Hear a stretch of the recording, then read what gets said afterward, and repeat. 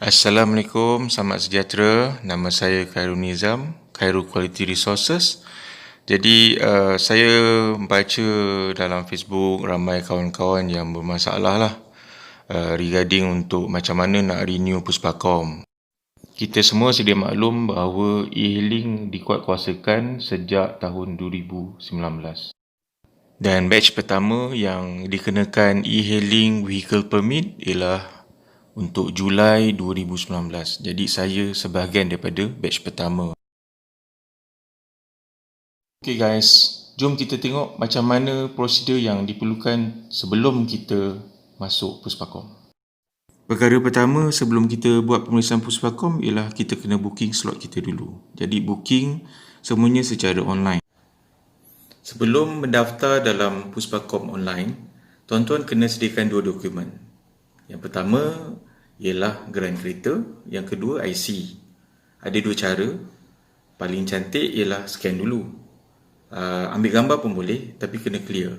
Sebab dokumen ini kena upload dalam sistem, baru boleh register. Dalam sistem tu, kita pilih, semasa pendaftaran, kita kena pilih nama syarikat sebagai nama kita. Dan pendaftaran syarikat ialah nombor IC kita. Dan dokumen yang kena upload ialah geran dan juga IC kita. Jadi bila itu selesai, barulah pendaftaran kita berjaya. Dan kita boleh mula buat tempahan pemeriksaan Puspakom secara online. Account type, company, enterprise. So, company name adalah nama kita dan registration number ialah IC number kita. Kemudian kita upload geran kereta dan IC nombor kita. Selepas pendaftaran, kita dah boleh login.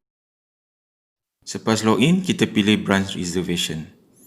Jadi kemudian keluarlah paparan tu, masukkan semua data yang berkaitan daripada geran kereta. Satu lagi tips yang saya nak kongsikan, sebelum anda pilih tarikh pemeriksaan tu, yang saya sarankan ialah dapatkan tarikh 2 minggu sebelum road tag anda tamat. Kerana kalau ada masalah, anda boleh buat repeat test dan road tag masih hidup lagi. Sebab pemeriksaan semula dalam tempoh 1 bulan daripada tarikh asal fail. Jadi, penting untuk dapatkan masa yang sesuai yang tak lama sangat. Jadi, saya syorkan mungkin 2 minggu sebelum road tag anda tamat, itulah tarikh pemeriksaan Puspakom yang terbaik untuk anda. Untuk pemeriksaan tahun pertama, anda pilih berkala pertama e-hailing. Bagi tahun berikutnya, anda pilih berkala. Kemudian anda pilih negeri dan cari tarikh yang sesuai dengan anda. Cari tarikh yang kosong dan kemudian pilihlah daerah untuk buat pemeriksaan. Selepas itu, anda pilihlah slot masa yang masih ada dan sesuai dengan anda. Kemudian isikan nama pembawa kereta semasa ujian dijalankan. Sila pastikan semua data yang dimasukkan dalam sistem online itu tepat dan betul. Buat semakan jumlah pembayaran dan buatlah online banking untuk menyelesaikan bayaran. Ada dua harga yang kena bayar. Bayaran tahun pertama bernilai lebih kurang RM78, manakala untuk tahun-tahun berikutnya ialah sekitar RM62 sahaja. Selesai membuat bayaran, anda akan mendapat dokumen untuk dibawa semasa pemeriksaan dalam bentuk barcode. Okey, sebaik saja anda selesai membuat pembayaran online, anda akan dapat email daripada Puspakom. Dan ada dua attachment dalam email tersebut, iaitu yang pertama, resit pembayaran. Yang kedua adalah dokumen untuk pemeriksaan. Dan dalam dokumen pemeriksaan itu ada barcode kereta anda. Jadi, kedua-dua dokumen ini saya syorkan anda print dan simpan. Bawa ketika pemeriksaan kelak. Okey, selesai saja buat booking online. Yang penting ialah penyediaan kereta. Yang paling bagus ialah kita hendaklah membuat penyediaan kereta 1 bulan sebelum tarikh pemeriksaan. Anda kena beritahu mekanik yang kereta anda nak masuk Puspakom. Jadi, perkara yang paling penting ialah brake system mesti bagus dan handbrake mestilah dalam keadaan 3 klik. Semasa servis kereta, yang penting kena beritahu mekanik kereta nak masuk Puspakom.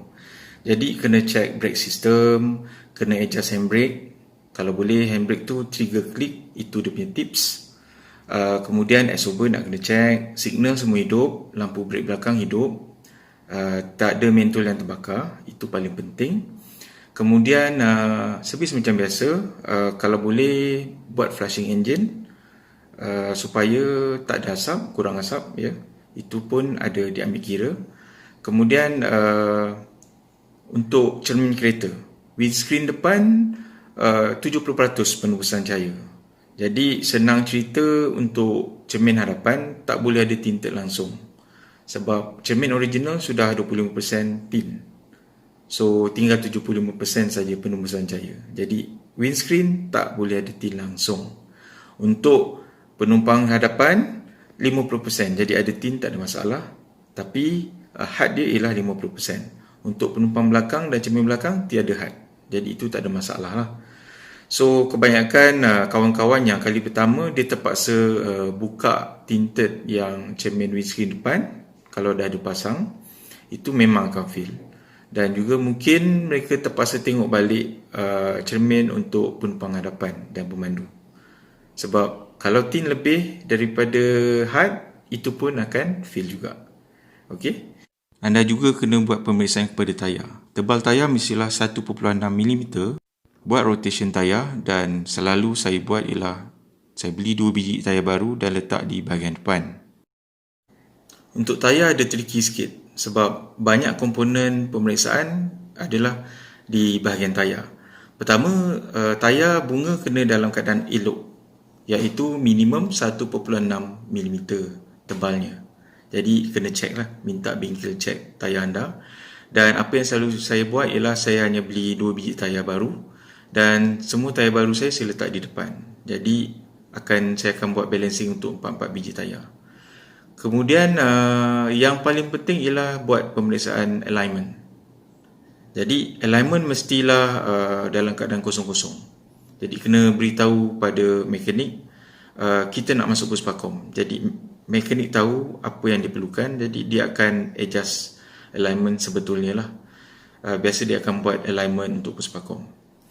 Tapi kadang-kadang kita masa memandu, kita tak dapat elak lubang. Jadi ada roda yang akan terganggu dan chamber nak kena diperbetulkan. Jadi ini ada kos tambahan. Kalau mekanik kata semasa dia buat alignment, dia kata bang chamber ada lari, awak kena buat. Sebab kalau tak betulkan chamber tu, memang akan fail gelincir sisi. Jadi chambering adalah benda yang paling penting ya. Jadi kalau selepas buat balancing 4 biji tayar, kita timbang tayar, tak ada masalah. Kemudian buat alignment, tengok ada chamber, ada lari. Mungkin kebiasaan chamber lari ialah tayar depan sebelah kiri. Jadi setting sikit, bagi semua okey, dan anda dah boleh bersedia untuk masuk ke puspakom. Sehari sebelum pemeriksaan, anda cuci enjin kereta dan cuci bahagian bawah kereta. Okey guys, kereta sudah sedia untuk buat pemeriksaan. Sekarang sediakan geran kereta dan dokumen-dokumen yang diperlukan seperti senarai tadi. Jangan lupa sediakan 1 kg pemadam api jenis ABC dan juga triangle kecemasan. Sebelum hari pemeriksaan puspakom, pastikan anda ada geran original anda. Kalau geran masih dengan pihak bank, anda kena pergi bank dan ambil geran anda. Prosedur tak rumit, just isi borang dan kemudian pihak bank akan buat serahan geran tersebut. Jadi geran kena bawa ya untuk pemeriksaan puspakom.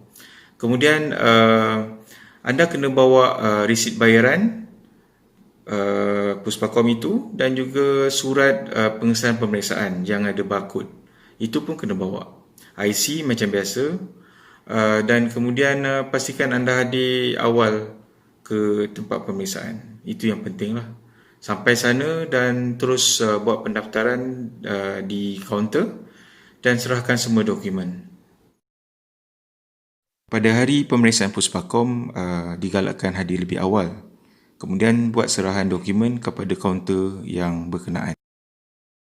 Parking kereta kita di barisan bay pemeriksaan yang ditetapkan dan buka bonet hadapan, turunkan semua tingkap, Letak dokumen yang berkenaan di atas dashboard dan simpan resit pemeriksaan.